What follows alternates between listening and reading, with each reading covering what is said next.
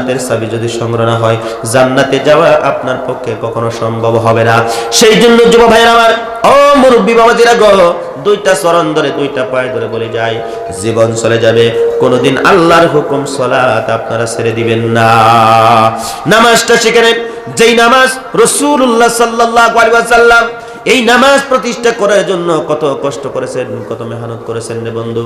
ইতিহাস আপনারা জানেন, আল্লাহর নবী, দো জাহানের নবী, রাহমাতুল লিল আলামিন ঘোষণা দিয়েছেন, শীতকালে আল্লাহর নবী সাল্লাল্লাহু আলাইহি ওয়াসাল্লাম একটা গাছের নিকটে চলে গিয়েছিলেন। গাছ ধরলেন, জাকি মারলেন, গাছের পাতাগুলো ঝরা আরম্ভ করে দিলেন। হঠাৎ বিশ্বনবী হুজুর পাক সাল্লাল্লাহু আলাইহি ওয়াসাল্লামকে সাহাবারা প্রশ্ন করলেন, হুজুর গো, আপনি গাছ ধরলেন, ঝাঁকি মারলেন, গাছের পাতাগুলো পড়া আরম্ভ হয়ে গেল, বুঝলাম না এর অর্থ। আল্লাহর নবী সাল্লাল্লাহু আলাইহি ওয়াসাল্লাম ঘোষণা করে দিলেন, আমি নবী, তোমরা নবী না। আমি যা দেখতে পারি তোমরা তা কখনো দেখতে পারো না। আমি নবী যা বুঝি তোমরা নবী কখনো তা বুঝতে পারো না। আল্লাহর নবী বললেন, আমি গাছ ধরলাম, জাকি মারলাম, গাছের পাতাগুলো পড়া আরম্ভ হয়ে গেল। ও রাসূলুল্লাহর সাহাবীরা, তোমরা কানটা খুলে শুনে নাও, শুনে নাও।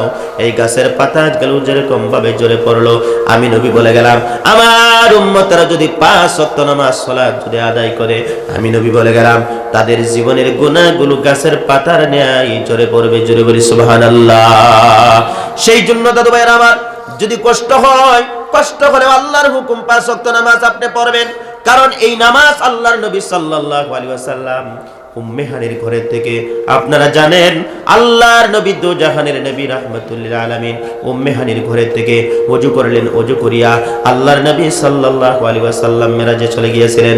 মেরাজে যাওয়ার পরে আল্লাহর নবী দো জাহানের নবী রাহমাতুল লিল আলামিন আল্লাহর কাছে যখন গেলেন, যাওয়ার পরে বিশ্ব নবীকে জিজ্ঞেস করা হয়েছিল, নবী গো, আপনাকে দুনিয়ার জমিন থেকে আমি আল্লাহ পাক রব্বুল আলামিন নিয়ে আসলাম, আপনি নবী, আমি আল্লাহর জন্য কি নিয়ে এসেছেন?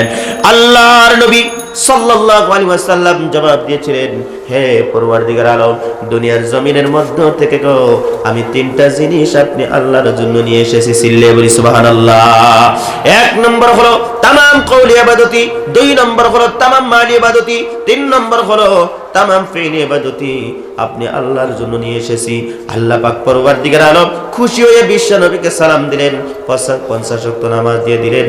আল্লাহর নবী খুশি হয়ে দুনিয়ার জমিনের মধ্যে যখন ঘুরে আসলেন, আল্লাহ পাক পরওয়ারদিগার আলমের নবী যখন মুস্কি মুস্কি আনন্দতে উৎফুল্লিত হয়ে যখন হাসতেছেন, সর্বপ্রথম দেখা হয় আবু জাহেলের সঙ্গে। সকালবেলা আল্লাহর নবী সাল্লাল্লাহু আলাইহি ওয়াসাল্লাম ঘোষণা দিলেন, ও চাচাজি, আমি মেরাজে গিয়েছিলাম, আল্লাহ সন্তুষ্ট হয়ে খুশি হয়ে আমাকে 50 ওয়াক্ত নামাজ দিয়েছেন। আবু জাহেল দৌড়তেছেন, বিশ্বনবী হুজুরে পাক সাল্লাল্লাহু আলাইহি ওয়াসাল্লাম বলে, চাচা দৌড়াও কেন? বলে, না, এমন ধরনের পাগলের কথা আমি কখনো শুনতে চাই না। জোরে বলি নাউজুবিল্লাহ। জোরে বলেন নাউজুবিল্লাহ। আল্লাহর নবী সাল্লাল্লাহু আলাইহি ওয়াসাল্লামকে বলে, এই ধরনের পাগলের কথা আমি কিছুতেই শুনতে চাই না। আমার নবীকে আবু জাহেল পাগল বলেছে। চলে গেলেন যখন আবু জাহেল আল্লাহর নবী সাল্লাল্লাহু আলাইহি ওয়াসাল্লামের বদনাম করার জন্য, চলে গেলেন আবু বকর সিদ্দিক রাদিয়াল্লাহু তাআলা আনহুর বাড়িতে। যা বলেন, আবু বকর, শুনেছো যে বিশ্ব নবী বলে রাতের বেলা মেরাজে গিয়েছিল, আল্লাহ 5 ওয়াক্ত 50 ওয়াক্ত নামাজ দিয়েছেন।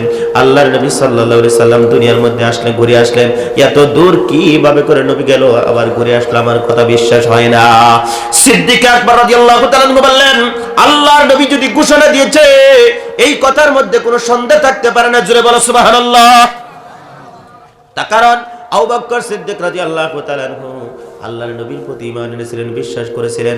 বলে, আমার নবী যদি ঘোষণা দিয়েছে, আমার নবীর কথা কখনো ভুল হতে পারে না, কখনো মিথ্যা হতে পারে না। কবি বলেছে, মুহাম্মদ হারগিজ না গুফতা, তারা গুফতা জিবরাইল, জিবরাইল হারগিজ না গুফতা, তানা গুফতা রব্বে জলিল।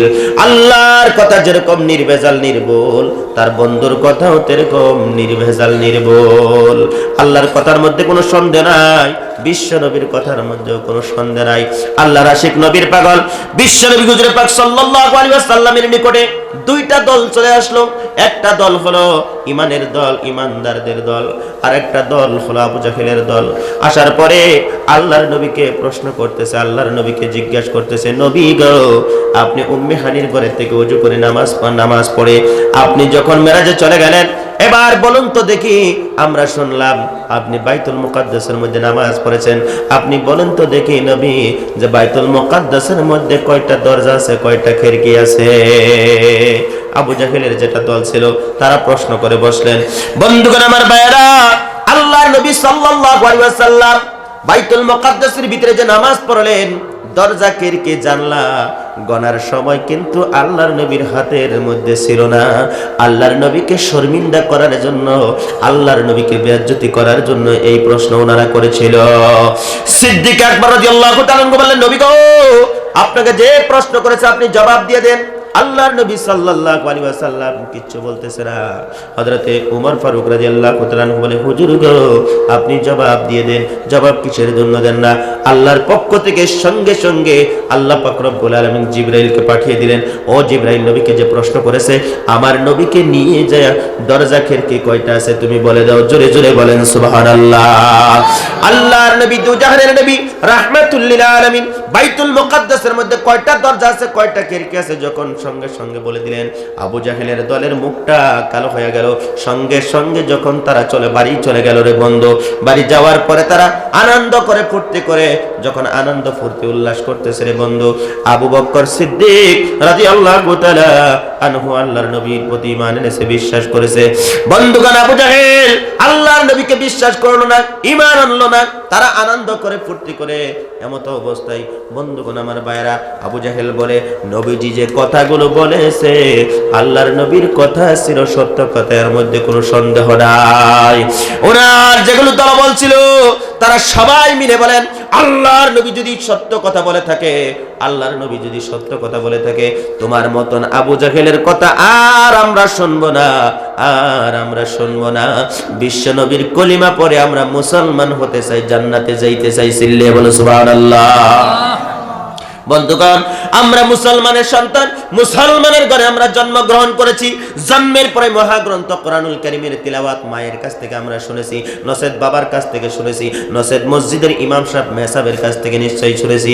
কিন্তু শোনার পরেও গো বন্ধু, এখনো পর্যন্ত কোরআন কাকে বলে আমরা এখনো পর্যন্ত চিনতে পারলাম না। পবিত্র কালামুল্লাহ শরীফ কাকে বলে এখনো পর্যন্ত বুঝতে পারলাম না, এখনো পর্যন্ত চিনতে পারলাম না। এই যুবক ভাইরা আমার, তুমি হিন্দি পড়ো, সওয়াব পাবে না, জ্ঞান অর্জন হবে। ইংরেজি পড়ো, সওয়াব পাবে না, জ্ঞান অর্জন হবে রে দাদু।